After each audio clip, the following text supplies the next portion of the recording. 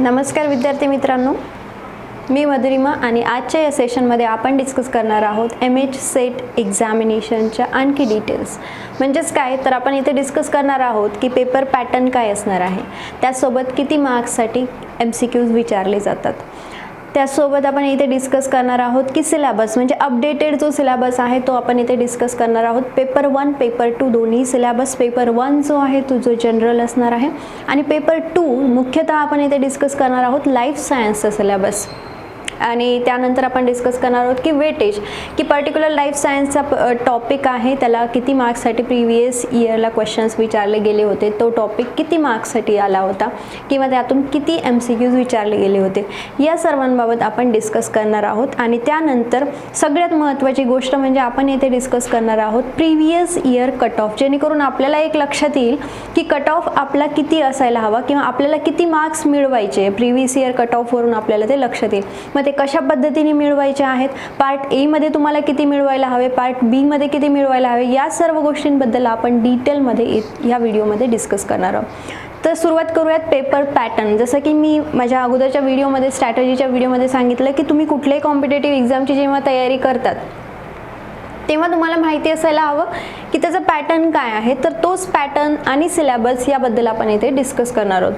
MH set exam जे आहे त्या पेपरच्या पॅटर्नमध्ये तुम्हाला माहिती आहे की ह्याच्यामध्ये 2 पेपर्स आहे, ज्याला आपण म्हणू शकतो पेपर 1 आणि पेपर 2.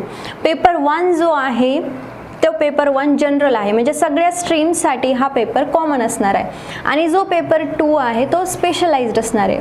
सो 2 सेशन्स आहे, हा पेपर 1 पेपर 2 राईट. पेपर 1 मध्ये किती MCQs विचारले जातात, 50 MCQs विचारले जातात आणि पेपर 2 मध्ये 100 MCQs क्वेश्चन्स विचारले जातात. पेपर 2 जो आहे तो सब्जेक्टिव्ह असणार आहे. ठीक आहे.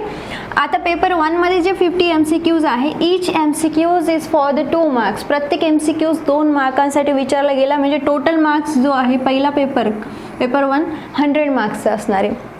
आणि पेपर 2 जो आहे तो 100 MCQs विचारले जातात. प्रत्येक MCQs जो आहे तो 2 मार्क्ससाठी विचारला गेला, म्हणजे टोटल किती मार्क्ससाठी तर 200. म्हणजे तुमचा पेपर 1 आणि पेपर 2 मिळून किती मार्क्सचा पेपर झाला तर 300 मार्क्सचा पेपर झाला. ठीक आहे. आता आपण बघूयात की टाईम. पेपर 1 जो आहे त्याच्यासाठी तुम्हाला 1 तास दिला जाईल. पेपर 2 जो आहे त्याच्यासाठी तुम्हाला 2 आवर्स दिले जाईल. ठीक आहे. हा झाला तुमचा पेपर पॅटर्न. यावरून तुम्हाला लक्षात आलं की प्रत्येक MCQ जो आहे तो 2 मार्क्ससाठी विचारला जातो. ठीक आहे. आता नेक्स्ट आपण बघूयात की सिलेबस आणि सिलेबसनुसार आपलं वेटेज आपण डिस्कस करणार आहोत. सो सिलेबसमध्ये सगळ्यात अगोदर आपण डिस्कस करणार आहोत की पेपर 1. जसं की आत्ता आपण बघितलं की पेपर 1 मध्ये किती MCQs विचारले जातात, 50 MCQs विचारले जातात राईट. मग त्यामध्ये कुठले कुठले टॉपिक्स इन्क्लुडेड आहे, त्यामध्ये आहे टीचिंग ॲप्टिट्यूड. टीचिंग ॲप्टिट्यूडला आपण मराठीत म्हणतो अध्यापन अभियोग्यता, म्हणजे तुमची टीचिंग जी स्किल आहे ती कशी असायला हवी किंवा टीचिंगच्या मेथड्स, हे सर्व कशामध्ये येणार आहे, ह्या पार्टमध्ये, ह्या युनिटमध्ये टीचिंग ॲप्टिट्यूड. दुसरा युनिट जो आहे पेपर 1 मध्ये तो आहे रिसर्च ॲप्टिट्यूड. रिसर्च ॲप्टिट्यूडलाच आपण म्हणतो संशोधन अभियोग्यता. आता रिसर्च ॲप्टिट्यूडमध्ये काय विचारतील की तुम्हाला फॉर एक्झाम्पल एखादा पर्टिक्युलर रिसर्च करायचा आहे, मग त्यासाठी तुम्ही स्टेप्स कुठल्या फॉलो करताल, मग त्याचे स्टेप्सचे एक सिरीज विचारतील किंवा त्याचा चढता क्रम उतरता क्रम विचारतील. जसं की अगोदर तुम्ही डेटा कलेक्ट करणार आहात, त्यानंतर फर्दर काय करणार, त्याच्या पुढे तुम्ही काय करणार आहे, तर ह्या काही गोष्टी आहेत त्या विचारतील रिसर्च ॲप्टिट्यूडमध्ये. ठीक आहे. त्यानंतर थर्ड युनिट आहे कॉम्प्रिहेन्शन, आकलनावर आधारित प्रश्न. कम्युनिकेशनशी संबंधित काही क्वेश्चन्स विचारले जातील. त्यानंतर मॅथमॅटिकल रिझनिंग अँड ॲप्टिट्यूड, ज्याला आपण म्हणतो गणितीय तार्किकता आणि अभियोग्यता. त्यासोबत पेपर 1 मध्ये लॉजिकल रिझनिंग असणार आहेत, डेटा इंटरप्रिटेशन असणार आहे. डेटा इंटरप्रिटेशनमध्ये ग्राफिकली पण डेटा विचारू शकतात. त्यानंतर information and communication technology ICT tool आपण ज्याला म्हणतो, म्हणजे माहिती व संदेशवहन तंत्रज्ञानावरती आधारित काय विचारतील तर क्वेश्चन्स विचारतील. जसं की फेसबुक अगोदर आलं आहे की याहू अगोदर आलं आहे की गुगल अगोदर आलं आहे किंवा कुठला सोशल प्लॅटफॉर्म आहे, तर अशा प्रकारचे क्वेश्चन्स या पर्टिक्युलर टॉपिकमधून विचारले जातात. त्यानंतर पीपल डेव्हलपमेंट अँड एन्व्हायरमेंट, लोक विकास आणि पर्यावरण याबद्दल या संबंधितही क्वेश्चन्स विचारले जातात. मग पर्यावरणाशी संबंधित की सगळ्यात जास्त ओझोनला इफेक्ट करणारा कुठला गॅस आहे, अशा टाईपचे क्वेश्चन्स विचारू शकतात. तर काही पर्याय दिलेले असतील, मग त्यामधून तुम्हाला सिलेक्ट करायचं आहे. तर हे जे क्वेश्चन्स येतील ते युनिट पीपल डेव्हलपमेंट अँड एन्व्हायरमेंटमधून येईल. आणि लास्ट जो युनिट आहे तो higher education system. Higher education system म्हणजे आयदर ते विचारू शकतात की UGCचा फुल फॉर्म काय, CSIRचा फुल फॉर्म काय आहे, किंवा कुठली बॉडी कुठे काम करते किंवा त्या बॉडीचं काय काम आहे, ह्या सर्व गोष्टी ज्या आहेत त्या तुमच्या येतील हायर एज्युकेशन आणि सिस्टीम प्रणालीमध्ये, सिस्टीममध्ये, ज्याला आपण उच्च शिक्षण प्रणाली म्हणतो. आता हे जेवढे काही पेपर 1चे टॉपिक्स आहेत ते सगळ्या सब्जेक्टसाठी कॉमन असणार आहेत आणि प्रत्येक टॉपिक जो आहे तो 10 मार्क्ससाठी विचारला जाणार आहे. म्हणजे जर मी इथे कन्सिडर केलं की टीचिंग ॲप्टिट्यूड जो आहे तो 10 मार्क्ससाठी विचारला जाणार. म्हणजेच मी असं म्हणू शकते की ह्याच्यामध्ये 5 क्वेश्चन्स MCQs विचारतील. किती? 5 क्वेश्चन्स विचारतील. सो प्रत्येक जेवढे काही पेपर 1 मधले टॉपिक्स आहेत त्या प्रत्येक टॉपिक्समध्ये 5 क्वेश्चन्स विचारतील आणि ते किती मार्क्ससाठी असणार आहे? 10 मार्क्ससाठी असणार आहे. ठीक आहे, हा झाला पेपर 1. आता आपण वळूयात पेपर 2 कडे. आता पेपर 2 जसं की मी अगोदर सांगितले की आपण पेपर 2 मध्ये पर्टिक्युलरली कुठला सब्जेक्ट डिस्कस करणार आहे, तर लाईफ सायन्सचा सब्जेक्ट डिस्कस करणार आहे. मग लाईफ सायन्सच्या सब्जेक्टमध्ये एक्झॅक्टली कुठले कुठले टॉपिक्स आपल्याला करायचे, कुठले कुठले युनिट्स आपल्याला करायचे ते आपण इथे डिस्कस करणार आहोत. मग सर्वप्रथम बघूयात की इथे युनिट्समध्ये आहे सेल बायोलॉजी. सेल बायोलॉजी आपल्या सर्वांना माहिती आहे की प्रोकॅरियोटिक सेल काय आहे, युकॅरियोटिक सेल काय आहे, सेलचं स्ट्रक्चर काय आहे, सेल कंपोजिशन काय आहे, ह्या सर्व गोष्टी कशामध्ये येतील तुमच्या सेल बायोलॉजीमध्ये. नुसतंच ते नाही तर मिओसिस, मायटोसिस ह्या ज्या सायकल्स आहेत त्या पण कशामध्ये येतील? सेल बायोलॉजीमध्ये. कारण की बऱ्याचदा मिओसिस, मायटोसिसवरती क्वेश्चन्स विचारले गेले आहेत. सो हा जो टॉपिक आहे सेल बायोलॉजी तो इम्पॉर्टंट आहे युनिट 1. त्यानंतर दुसऱ्या युनिटमध्ये बायोकेमिस्ट्री. बायोकेमिस्ट्री हा पण महत्त्वाचा टॉपिक आहे ज्याच्यामध्ये तुम्हाला बफर्स, त्यानंतर त्याच्यामध्ये pH ह्या सर्व गोष्टी ज्या असतील त्या बायोकेमिस्ट्रीमध्ये असतील. की त्यानंतर कंपोजिशन्स, लिपिड्स, कार्बोहायड्रेट्स, फॅट्स ह्या सर्व गोष्टी विचारल्या जातील. ह्या सर्व गोष्टींचा अभ्यास करायचा तुम्हाला बायोकेमिस्ट्रीच्या युनिटमध्ये. त्यानंतर प्लांट फिजिओलॉजी. प्लांट फिजिओलॉजीमध्ये काय येणार आहे? द प्लांट फिजिओलॉजीमध्ये फोटोसिंथेसिस प्रोसेस विचारतील, स्ट्रेस हॉर्मोन्स, डिफरंट टाईपचे प्लांट्सचे हॉर्मोन्स विचारतील. त्यानंतर नायट्रोजन फिक्सेशन वगैरे ह्या काही सायकल्स आहेत त्यामधून काही क्वेश्चन्स विचारले जातील. सो प्लांट फिजिओलॉजी युनिट 1 तुम्हाला करायचं आहे. त्यानंतर animal anatomy and physiology. Anatomy म्हणजे ओव्हरऑल स्टडी करायचं आहे आणि फिजिओलॉजी म्हणजे यामध्ये तुम्हाला स्टडी करायचे किडनी स्ट्रक्चर, लंग स्ट्रक्चर, हार्टचं फंक्शन, हार्टचं स्ट्रक्चर, म्हणजे टोटल बॉडीची जी ॲनाटॉमी आहे ती ती स्टडी करायची. आणि त्याचसोबत आपल्या बॉडीमध्ये जे काही हॉर्मोन्स सिक्रेट करत आहेत त्या हॉर्मोन्सचाही स्टडी करायचं आहे. हे कशामध्ये येईल? युनिटमध्ये ॲनिमल ॲनाटॉमी अँड फिजिओलॉजी. त्यानंतर जेनेटिक्स एक इम्पॉर्टंट टॉपिक आहे. जेनेटिक्स जो की सगळ्याच गोष्टींचा बेस आहे. त्याच्यामध्ये तुमचं DNA, RNA, जेनेटिक मटेरियल, त्याचे काही एक्सपेरिमेंट्स जे सायंटिस्टने कॅरी आउट केलेले होते ह्या सर्व गोष्टी विचारतील जेनेटिक्समधून. मग जेनेटिक्समध्ये दोन्ही पार्ट आले. दोन्ही पार्ट कुठले? एक तर क्लासिकल जेनेटिक्स, क्लासिकललाच आपण काय म्हणतो? Mendelian genetics. आणि दुसरं जो जेनेटिक्स आहे त्याला आपण मॉलिक्युलर किंवा मॉडर्न जेनेटिक्स म्हणतो. हे दोन्ही तुम्हाला ह्या जेनेटिक्सच्या टॉपिकमध्ये स्टडी करायचे. त्यानंतर इव्होल्युशन डिटेलमध्ये डिस्कस करायचे की how the earth is getting form. मग त्यानंतर इव्हॉल्व कशी झाली अर्थ, त्यासोबत ह्युमन बिईंग्स कसे इव्हॉल्व झालेले आहेत, जिओग्राफिकल टाईम स्केल, ह्या सर्व गोष्टी तुम्हाला इव्होल्युशनमध्ये स्टडी करायच्या आहे. त्यानंतर आहे एन्व्हायरमेंटल बायोलॉजी. एन्व्हायरमेंटल बायोलॉजीमध्ये air pollution, water pollution, soil pollution, सगळे पोल्युशन्स वगैरे, त्याचे गॅस वगैरे, त्याचे इफेक्ट्स, ह्या सर्व गोष्टी येतील एन्व्हायरमेंटल बायोलॉजीमध्ये. त्यानंतर बायोडायव्हर्सिटी अँड टॅक्झॉनॉमी. थोडासा टफ टॉपिक आहे सगळं. बायोडायव्हर्सिटी आणि टॅक्झॉनॉमीमध्ये सगळ्याच गोष्टी तुम्हाला लर्न कराव्या लागतील, तुम्हाला पाठ करावे लागतील. थोडंसं टफ आहे, डिफिकल्ट आहे. त्यानंतर सेल सिग्नलिंग आहे आणि इम्युनॉलॉजी आहे. एक सेल दुसऱ्या सेलसोबत कशी इंटरॅक्ट करते ह्या सर्व गोष्टी तुम्हाला स्टडी करायच्या सेल सिग्नलिंगमध्ये. आणि इम्युनॉलॉजी तुम्हाला माहितीच आहे आपली इम्युन सिस्टीम कशी फंक्शन करते, इम्युन सिस्टीममध्ये कुठले कुठले सेल्स आहेत, कुठल्या टाईप्सची इम्युन सिस्टीम आहे, कुठली मदरकडून फीटसकडे येते, ह्या सर्व गोष्टी तुम्हाला स्टडी करायच्या इम्युनॉलॉजी या सब्जेक्टमध्ये. त्यानंतर डेव्हलपमेंटल बायोलॉजीमध्ये जसं ड्रॉसोफिलाची डेव्हलपमेंट असेल किंवा आपल्या ज्या बाकीचे सी एलिगन्स वगैरे त्यांची डेव्हलपमेंट, किंवा त्याच्यामध्ये आपण डिस्कस करणार, तुम्ही स्टडी करू शकतात की कॅन्सर कसा फॉर्म होतो किंवा ॲपोप्टोसिस प्रोसेस काय. तर ह्या सर्व गोष्टी तुम्हाला स्टडी करायच्या डेव्हलपमेंटलमध्ये. त्यानंतर तुम्हाला स्टडी करायचे मॉलिक्युलर बायोलॉजीमध्ये मग सगळं ट्रान्सक्रिप्शन, ट्रान्सलेशन, या सर्व गोष्टी तुम्हाला स्टडी करायच्या मॉलिक्युलर बायोलॉजीमध्ये. मग त्याच्यामध्ये ट्रान्सक्रिप्शनचं रेग्युलेशन कसं आहे, मग ओपेरॉन मॉडेल्स, हे डिफरंट टाईपचे मॉडेल्स जे आहेत ते स्टडी करायचे. तर पर्टिक्युलर असे काही टॉपिक्स आहे या युनिटमधले की जे तुम्हाला स्टडी करायचे, ज्यावरती नेहमी क्वेश्चन्स विचारले जातात. आणि लास्ट आहे बायोलॉजिकल टेक्निक्स जेवढ्या काही आहे, जसं मायक्रोस्कोपी वगैरे, डिफरंट टाईपचे मायक्रोस्कोप कुठले आहे, किंवा पेपर क्रोमॅटोग्राफी, किंवा आपल्या ॲगरोजेल इलेक्ट्रोफोरेसिस, अशा डिफरंट टाईपचे जेवढ्या काही टेक्निक्स आहेत त्या तुम्हाला स्टडी करायच्या आहे. ठीक आहे, हे झालं पेपर 2मध्ये. आणि पेपर 2चे किती क्वेश्चन्स विचारले जातात?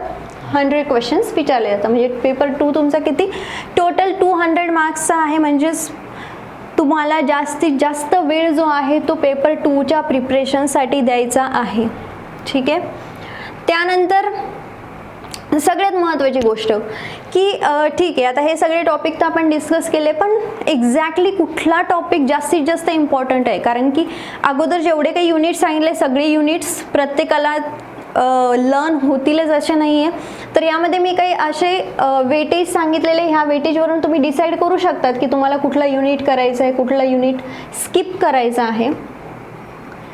सो इथे बघा, सगळ्यात अगोदर दिले बायोकेमिस्ट्री जो टॉपिक आहे किंवा हा जो युनिट आहे, जास्तीत जास्त क्वेश्चन्स बायोकेमिस्ट्रीमधून येतात. तुम्ही इथे बघत असाल 15 to 18 क्वेश्चन जे आहेत ते विचारले जातात बायोकेमिस्ट्रीमधून. त्यानंतर प्लांट फिजिओलॉजी अँड बॉटनी हा जो टॉपिक आहे तोही इम्पॉर्टंट आहे. 12 ते 18 क्वेश्चन्स विचारले जातात प्लांट फिजिओलॉजी अँड बॉटनीमधून.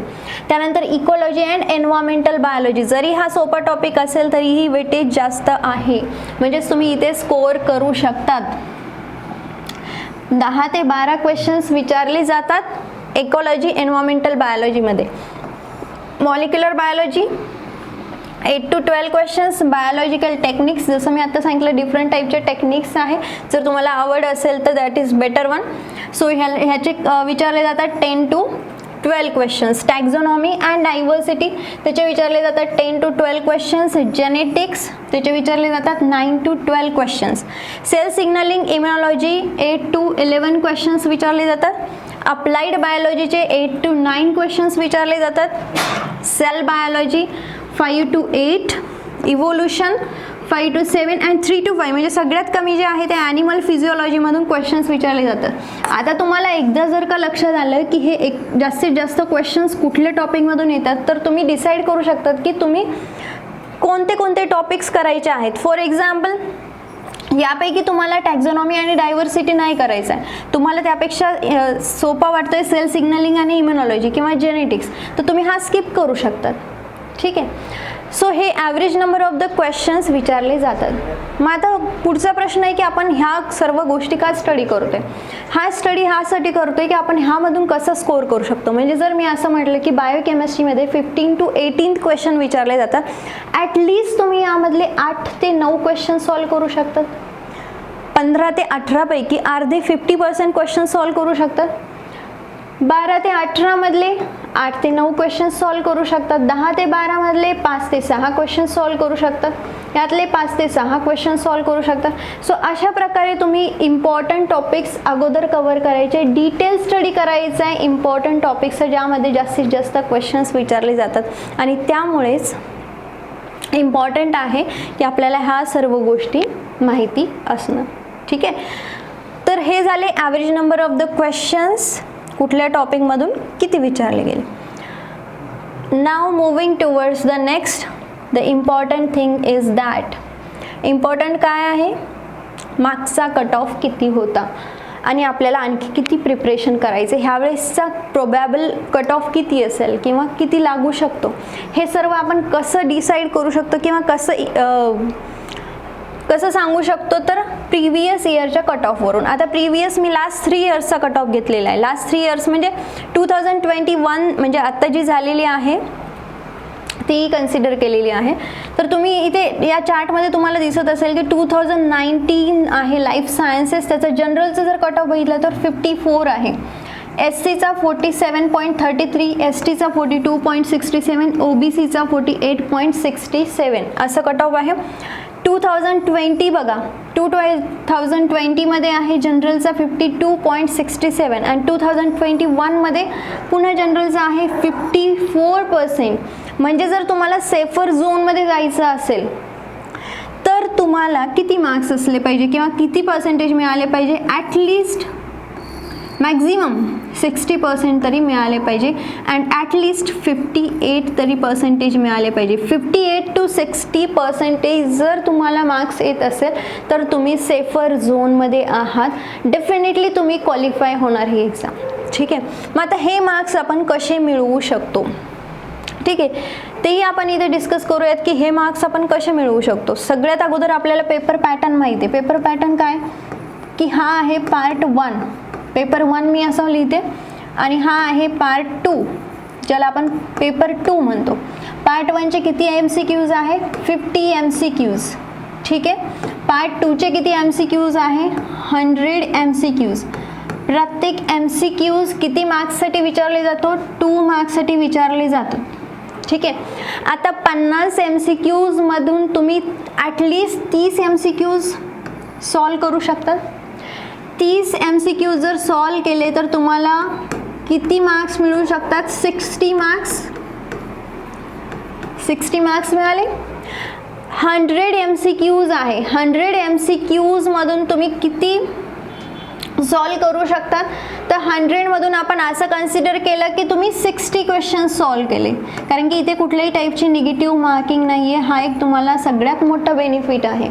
ठीक आहे, आता हे किती झाले, 60 × 2 120 मार्क्स तुम्हाला इथे मिळाले. म्हणजे हे 120 आणि हे 60 टोटल तुम्हाला मार्क्स आले 180. 180 म्हणजे तुम्हाला किती पर्सेंटेज आउट ऑफ 300 किती पर्सेंटेज येत आहेत, तर इथे 60% येत आहेत. म्हणजे तुम्ही सेफर झोनमध्ये आहात. 60% इज युअर सेफर झोन. मग असं कन्सिडर करा की तुमचा पार्ट 2चा इतका स्टडी झालेला नाही आहे, तर तुम्ही इथे 55 क्वेश्चन्स सॉल्व केले किंवा 50 क्वेश्चन्स सॉल्व केले तरीही तुम्ही ही एक्झाम क्वालिफाय करू शकतात. तर अशा टाईपमध्ये तुम्हाला स्ट्रॅटेजीज बनवायची. सगळ्यात जास्त फोकस तुम्हाला करायचा आहे पार्ट 2 वरती आणि त्यानंतर पार्ट 1 वरती. पार्ट 1लाही निग्लेक्ट करायचं नाही आहे, कारण पार्ट 1 ही स्कोर मिळवण्यासाठी आपल्याला हेल्प करणार आहे. त्यामुळे सायमल्टेनियसली पार्ट 1 आणि पार्ट 2 दोन्हींचा स्टडी करायचा आहे. मग यासाठी जसं स्ट्रॅटेजी मी अगोदर सांगितलेलं आहे, स्ट्रॅटेजीजमध्ये काय सांगितलं की तुम्हाला जास्तीत जास्त previous year question papers solve करायचे आहेत आणि जितके सॅम्पल पेपर्स मिळतील, जितके MCQs मिळतील तितके तुम्हाला सॉल्व करायचे आहेत. ठीक आहे, सो ह्या सर्व गोष्टी आहे. And last, do not give up. The beginning is always hardest. सुरुवात थोडीशी हार्ड असणार आहे, बट डोंट गिव अप. सुरुवात करा, चांगली सुरुवात करा. ज्यांनी फॉर्म भरलेले नसतील त्यांनी फॉर्म भरा. 10 तारीख जी आहे ती लास्ट डेट आहे. सो नेक्स्ट माझ्या लेक्चरमध्ये आपण डिस्कस करूयात की प्रिव्हियस पेपरचं ॲनालिसिस, अगोदरचे जे पेपर झालेले आहेत त्याच्यामध्ये कुठल्या टाईपचे MCQs विचारले गेले तर त्याचं एक ॲनालिसिस आपण करणार आहोत. So thank you so much.